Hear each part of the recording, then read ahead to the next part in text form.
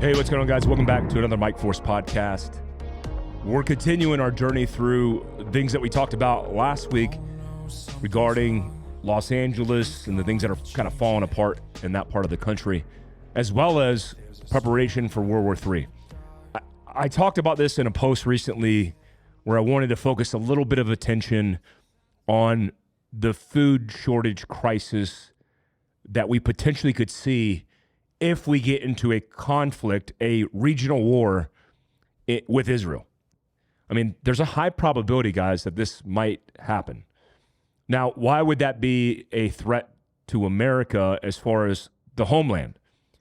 Well, a lot of the influence over there, especially that has to do with oil and gas, even the Russian-Ukraine conflict has shown us this with grain.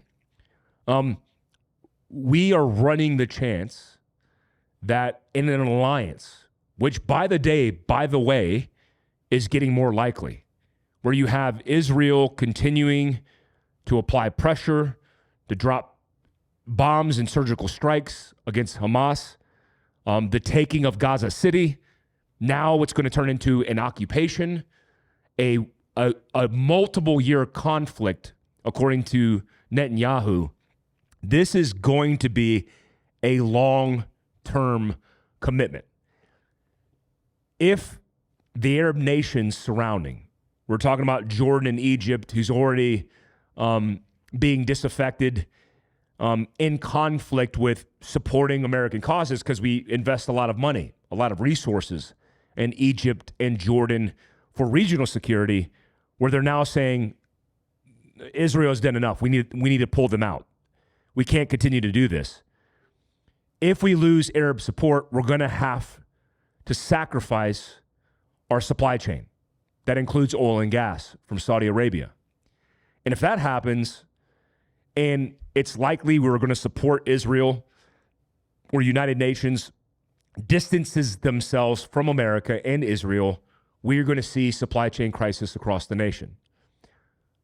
Over a 10-year span, this is like a 2007 to 2021, 10-plus year span in America, we've imported around 60% of our fruits from overseas, about 38% of our vegetables from overseas. About 15% of all of our food as a nation comes from imports. We do also export. That's part of international trade. But one of the issues that we're running into is right now the federal government, I can line this out for you specifically, called the Strategic National Stockpile, has a stockpile of medical equipment, petroleum, gas, and other materials that the federal and state governments can draw on amid supply disruptions. Now, the governors of each state have the ability, based on these strategic locations of these caches, to tap into these resources, especially during a disaster.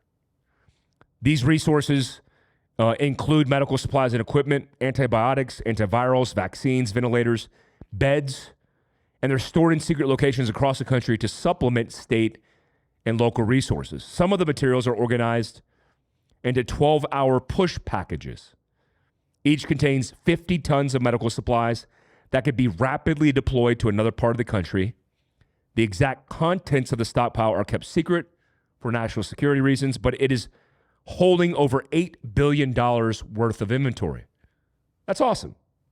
You know what that doesn't include? Food or water. Yes, that's right. The federal government's cache of contingency assets to support America doesn't include food. That was outsourced to the federal emergency systems, including FEMA, DHS, that are going to manage the logistical train, especially during a natural or man-made disaster. The problem is when you have supply chain woes. You know, you have the infrastructure of how those supply chains are delivered breaking down. You have train derailments, trains coming down from Canada that aren't able to cross the border, the stop of imports and exports. Then you run into an issue where we have to be able to self-sustain ourselves, and we don't have a cache like I don't know, China has a cache. China even has a pork reserve. Yes, a protein reserve of pork that if their nation is faced with starvation, they literally have enough supplies to feed the billions of people that live in China. So the reason I say this is because when the SNS, this Strategic National Stockpile, doesn't have food reserves, FEMA stockpiles, the Federal Emergency Management Agency stockpiles food, water, generators, and other resources across 8 distribution centers located in the U.S. and its territories. But mainly those reserves are for specific disasters. So it's forecasted, it's predicted, and likely for the actual government to continue to operate, meaning not specifically for you. Now, many of you know history, and you understand that we went through what's called a Great Depression. And when you look at the Great Depression, I pulled a photo for my post where it's a picture of Times Square in 1932, where there's feeding lines of giving Americans bread, water, soup. A lot of people died during the Great Depression, but that was a period, a long period, over a decade, where this nation just didn't have a downturn in the economy, but we are grossly affected by the things that were taking place. All right, so the bottom line is we're planning for the worst case scenario, guys. I want to set you guys up for success. And here's a couple pro tips of things that I believe you should be following as a protocol, even when looking at, I don't know, even the optimal situation where, hey, like foreign war is not going to disrupt our supply chain. You should just be prepared because natural disasters that exist in the country right now can disrupt and create issues where you're not getting the food delivered to the grocery store that has a 2 to 3 week supply chain in that Walmart, right? That gas station isn't get the petroleum that it used to get because the truck drivers are on strike. Whatever it may be, we need to be prepared for the worst case, and certainly that's going to prepare us for the optimal case. Hunt often. I say it routinely. I'm taking my kids on a hunt. I'm vlogging on it, so I actually want to start showing you guys these experiences that I have with my kids. You guys can see that on Mike Glover Actual, my other channel. This is the Mike Force Podcast. Now, I want to bring my 4-year-olds on an elk hunt. That seems radical and extreme to a lot of people. Why would you ever take your child on a hunt? Well, because my child eats. And my child is also cognitive enough to recognize the difference between right and wrong. I want them to understand the sacrifices that we have to make in taking lives of animals in order to provide us sustenance. Like, I want that lesson learned ingrained in them at a very young age. So daddy will kill the elk. They will help me harvest the elk, and they will be part of that process. I'm not trying to create trauma, create triggers, scar my children. I want them to appreciate and respect life, but I also want them to understand that the protein that they're getting comes from a source that came from their father, okay? And eventually will come from them to feed their families. When you do that, you're supplementing protein for food and building an understanding in education and in process of how the whole thing works. How do I find the animal? How do I take and procure the animal? How do I process the animal? And then that leads you to building relationships with your families and your friends and breaking bread over that animal. That entire thing, I don't care if it's you going duck hunting and killing a couple mallards. It could be that. It could be fishing. I grew up 4 days a week for most of my entire childhood fishing with my father. I mean, my father was a pro angler. I spent a lot of time doing that, but also the fish that we harvested, we ate. And so it was like a good process to engage in, and it's something that you should add to your preparedness game. Stockpile and rotate. So a lot of people have this idea that, yeah, Ready Hour. We have Ready Hour, 25-year shelf life food at Fieldcraft Survival HQ in Provo, Utah. You can come here, buy that, buy the cases of it, sit it on the shelf, 25-year shelf life. Fire and forget. But in the worst case scenario, would you want to eat the most dehydrated substance on the planet which is why it has a 25-year shelf life, that you have to add all the sauces, all the salts in order to consume it. No, but it's a good part of your plan. The other part of your plan is stockpiling food that you enjoy to eat. Like I eat kimchi. So if you have a kimchi ration, then you're eating on the front end because even kimchi expires. You eat it from the front end and you stockpile the back end because you cycle through it. A lot of people are used to rotating what's in their fridge. When they get low on the stocked inventory on the front end in their fridge, then they go grocery shopping. I want you to operate like a grocery store. I want you to go to your cupboard, your closet, your basement, and go and get the groceries and then stockpile the front end, the fridge, the cupboards. And then when you go to resupply, you're stockpiling the back end. Because I want you to rotate through rations, but I want you to have 90 plus days, at a minimum 90 days, at a minimum of food stockpile of the things that you enjoy to eat. So I have rice. I'm Asian. I just like rice. That's what we do. So I have the Korean rice. I have a bag of it. But as I rotate through that, I have bags down in my basement where I have a whole bunch of stockpiles of food. Then I can go on to the Korean store, pick up that rice that I love, and when I resupply, I'm restockpiling the back end. It's a good way to set a process that allows you to be prepared with a minimum of 90-day plus supply, but eating the things that you enjoy. I mean, the worst case scenario is being in the worst case scenario and then being stuck with like the minimalist type stuff, like the 25-year shelf life food that you have to cook and that nobody's going to enjoy. That messes up your guts. It's like, MREs are great as a stockpile, but I don't want to be eating MREs, right? Learn to can and jar. You know, I talked about it early on in Fieldcraft's history. We actually got suppressed on Facebook originally because we got flagged for posting extreme content to include canning and jarring. It was a viral episode where people were like up in arms, like, how could this be happening? It's because it's something that a lot of people don't know a lot about. And if you're a niche genre like preparedness is, then it's scary to other people. Certainly canning and jarring food, this is called preserving food, has existed forever. I mean, the idea of kimchi in Korean culture is stockpiling food through the wintertime.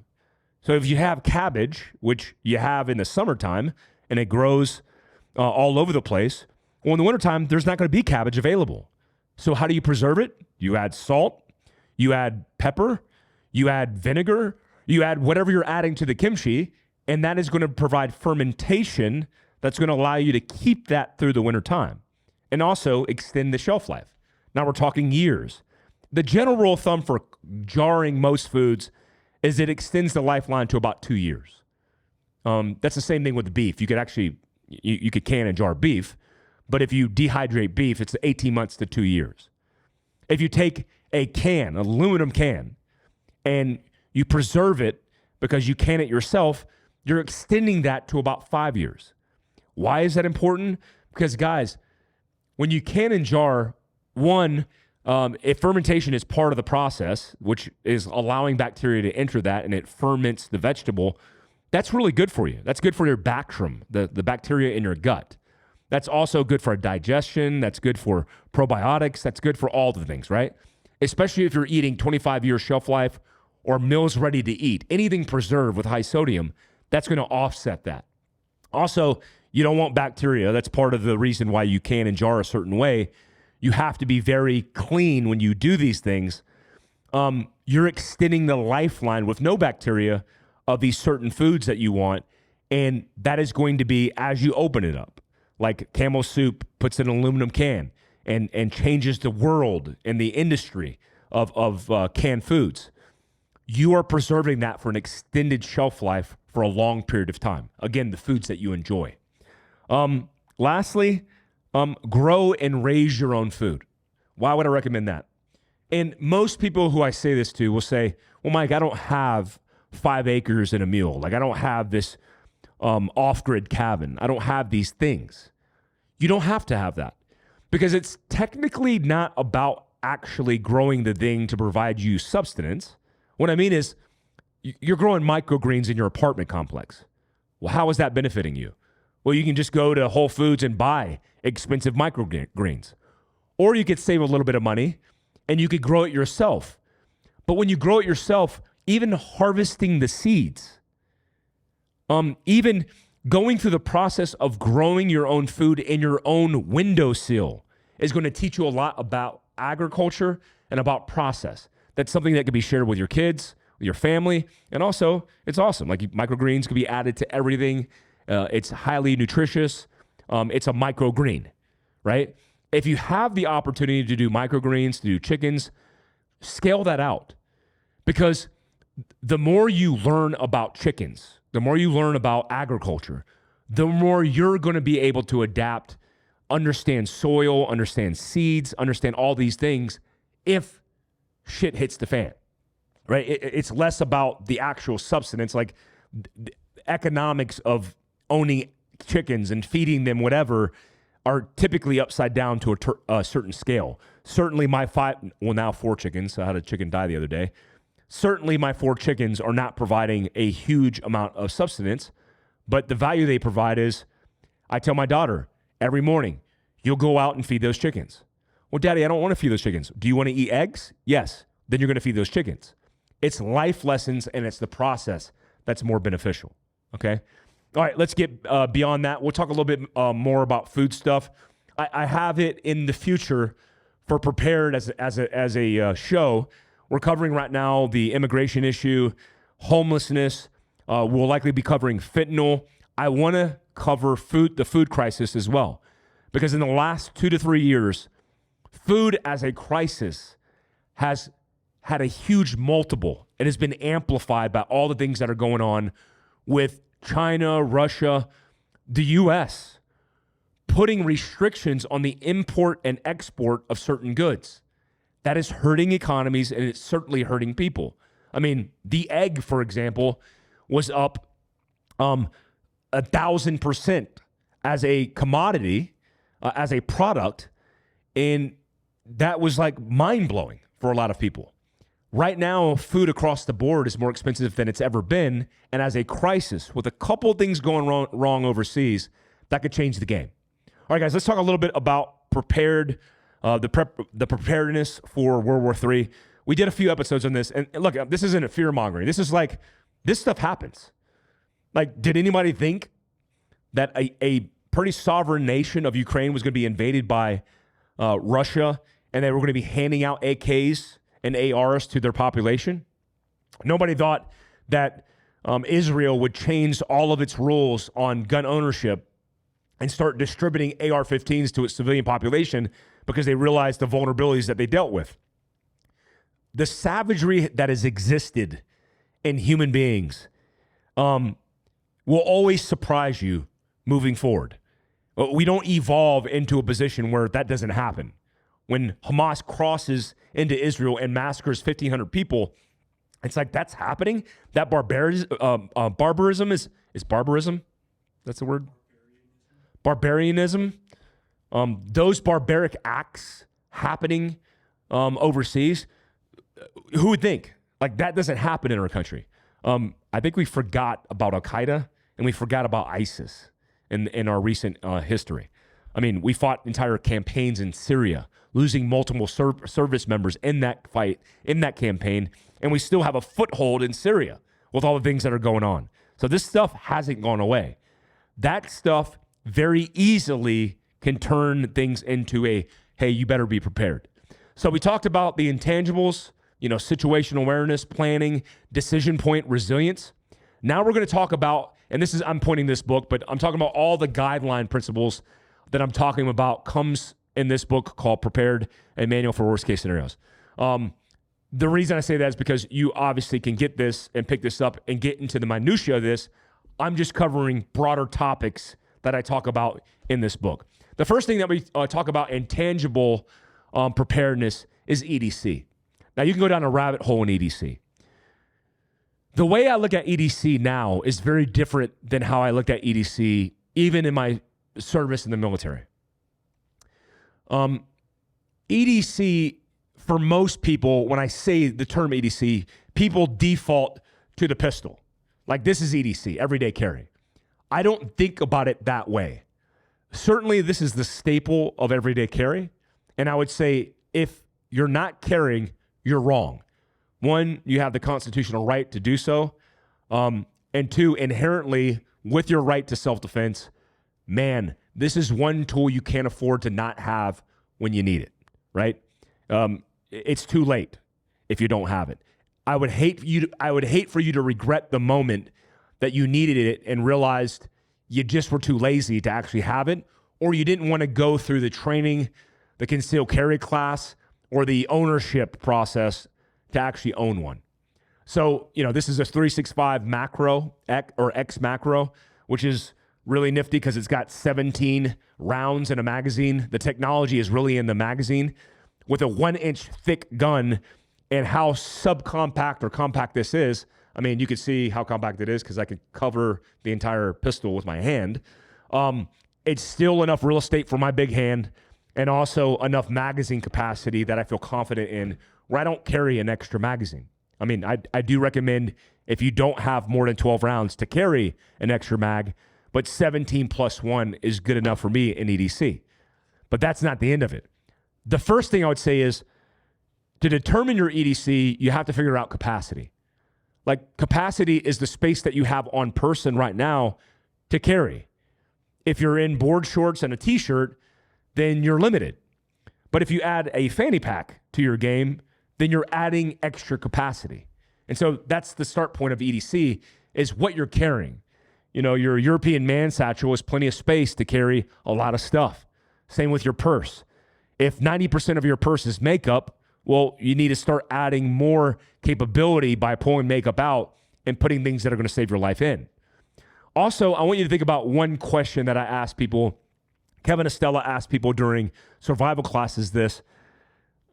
If you were to, let's say in the worst case scenario, in a disaster, you're in a situation where you visited San Francisco and the biggest earthquake to hit, which they're due, in San Francisco happened, what would you do and how would you survive? More importantly, what is your capacity to survive? What do you have on your person to allow you to survive a 72-hour block? What do you have on your person? If the question is, how long would you survive and what do you have? And the answer is, I don't have anything and I don't know. Well, we need to talk about that. The first thing I would recommend is a pistol, like I said, like I described. I would also recommend first aid in some capacity. I like the Cat 7 tourniquet. I also like the TAC Med Solutions Soft T Wide. I carry this more now than I do the Cat 7. One, because it's easier for my kid to learn how to use than it is a Cat 7. And it provides very easily a way to stop extremity bleeding in arms and legs with not a lot of effort. I also recommend not to do tactical colors like we did black because we didn't want to have an orange piece of equipment on our multicam gear. You're trying to not stand out. But if you have a orange tourniquet and I tell my child to run to the aid bag and get the orange thing, they're going to know how to identify it, right? So I carry this everywhere I go. Also, I recommend a bleeding control kit, which is something that's standard, pretty standard at Fieldcraft Survival. Bleeding control kit includes everything to stop a cavitational or surface bleed. I don't care where you get your kit. Carry first aid first as a priority. I would even weigh first aid over a pistol, but I would never tell you to not carry a pistol.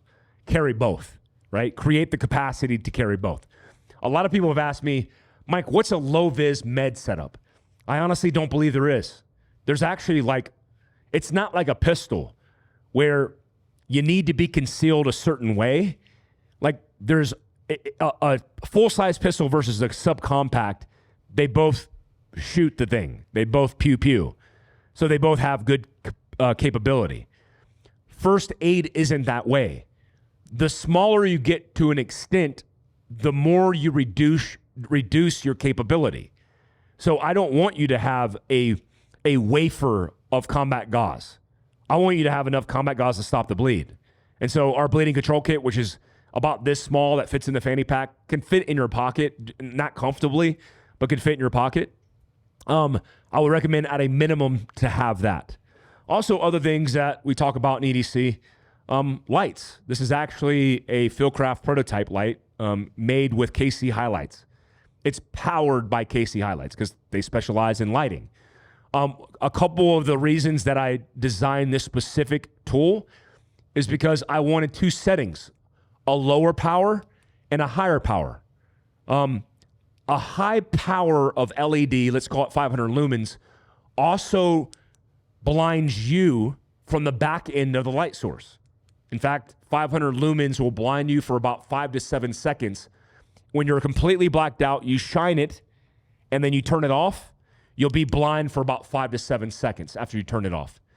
At about 100 to 200 lumens, which is what the lowest setting on this is, we cut that into a third. About 2 seconds is how long you're going to blind yourself. So let's say you hit somebody with a light and you go to move to another area and you turn off that light, you're going to be blind for 1 to 2 seconds versus 5 to 7 seconds because it doesn't take that many lumens to positively identify a threat, but too many lumens in the wrong situation will set you up for failure. Also, I like the simplicity of being able to retract and contract the size or the width of the illumination. And I also think that a lot of these lights are over-engineered, and I want some simplicity in them, including common use batteries. Like this takes AAAs. When they ask me, do I want to use rechargeable, lithium, 123s? Guys, AAAs. Why? On a procurement market, when shit hits the fan, you're likely not going to find stockpiles of 123s, but you will find stockpiles of AA's and AAA's, which are common to all. Okay, so have a light. People have asked me, why don't I have a light on my gun? I don't typically carry lights on guns in EDC, but I do carry lights on guns in home defense. Typically for EDC, I'm in the bed when it's dark because I have children and I have no business outside in the dark for any reason. I just don't like it. I like to be home before it's dark. That's when the zombies come out. And also, I like the utility of a light because 99% of the time I'm using this light, it's to shine it under a hood, underneath a vehicle, help somebody look for something. And so I don't want it tethered to a gun. You can have both. I mean, it's not hard to have both. Lastly, there's a lot of things to cover in EDC. Knives. Look, this is a Fieldcraft Survival Montana Knife Company collaboration. The next collaboration, actually, I'll put a link to Montana Knife Company down below because we do have a coupon code for Mike Force 10, MF10 for 10% off at montanaknifecompany.com. But our next collaboration is November 30th. Set your timer. Subscribe to the newsletter that is Fieldcraft Survival and Montana Knife, because if you do, you'll be the first to get notified because these go really fast. Now, Kevin Estella and I, as well as Josh Smith from Montana Knife Company, designed this knife for everyday carry, but also survival tactics. So they'll walk you through the nerd knife stuff like the Tang. I don't know what the hell that is. Like Tang is an orange drink I drank when I was a kid growing up. But there's terms through knife nomenclature that they designed this knife for specific utility. I know I'm going on a hunt tomorrow. I'll be using this knife, but I also carry an EDC. It fits in the fanny pack nice and tight, but it's also a knife that I could use for utility and self-defense, and that was the overall purpose. So don't just have, everything that you can multi-purpose, do that. You want to multi-purpose across the board. EDC is your lifeline, especially when your life depends on what you have in capacity. The extension of that is mobility and homestead. We'll talk about that in another episode, but I think it's very important to understand how important this concept is. If I said, I want you to survive for 72 hours with what you have on your person, could you do it? And if not, man, you better get educated. You better start carrying the things. There's no excuse. Oh, that guy's paranoid because he carries a fanny pack. No, I'm just a cool dad that's prepared. Like the things that I carry in this, including a Mylar space blanket, the reason I carry that is because I'm all about that preparedness life. Lastly, before I let you go, one of the things that I invented as part of the EDC in certain areas is our mobility, our Fieldcraft Survival chest rig. Now, when you think chest rig, you think tactical equipment, and I get it. Like, tactical is cool. Like, having a chest rig to hold magazines, that's cool. But it doesn't suit the civilian in everyday recreational activities. What do I mean? Like, let's say you like riding your motorcycle. If you're riding a motorcycle in the backcountry of Utah, well, Utah's a little bit different because you could get away with anything. But if you have a Crye Precision chest rig, that's cool. But it's not exactly providing the utility you need as a civilian. One, you don't want to give away an overt signature that you're prepared for the zombie apocalypse. I mean, you don't want to do that. You want to reduce your signature. Also, you're on a motorcycle, exposed to the elements. You don't want all your stuff up and out. Like if I did a combat operation, if I did a mission, when I went out, yeah, all my stuff was exposed for ready access to get to that stuff. But I was coming back and I was ready to refit my equipment, to clean it, to go through it, change all the batteries, and start all over again. In mobility, for example, on a motorcycle, I would want to keep the dust out of all my gear. So I created it for that, but also for the overlander, the recreationist, the dad, the mom. Like when I was in GRS, I used to carry a chest rig just folded just like this. This is how it comes when it ships to you guys. That you could fold it just like this and stick it underneath your seat. Because if you were having to displace from your vehicle, you might not have the things that you need in your pocket, but you might have it in a chest rig. So we would carry this stuff in a chest rig. If we got out, we were wearing normal clothes like a diplomat would wear. But if I had to bail out because shit hit the fan, I could bail out with my chest rig. Same concept. Imagine you're an overlander and you have this chest rig on. So now you have a dedicated EDC pouch. Same EDC pouch as our fanny pack, where you have all the ability to carry your EDC butted up against you. We have a map location on the back end. Sorry you can't see it if you're listening to this on a podcast. General purpose pouch. And I did a couple things here on purpose. One, I freed up everything on the back. Because if you're driving a Jeep and you're overlanding, you want to be comfortable. But I also want to have ready access to the gear that I have access to that's going to save my life. So I made a purpose-driven bleeding control kit pouch. We're going to sell these loaded and unloaded. But I did that because I didn't want to give you the option. You should carry med in every single situation where you carry gear, especially where you're in somewhere dangerous. Riding a UTV, overlanding, hunting, whatever it may be.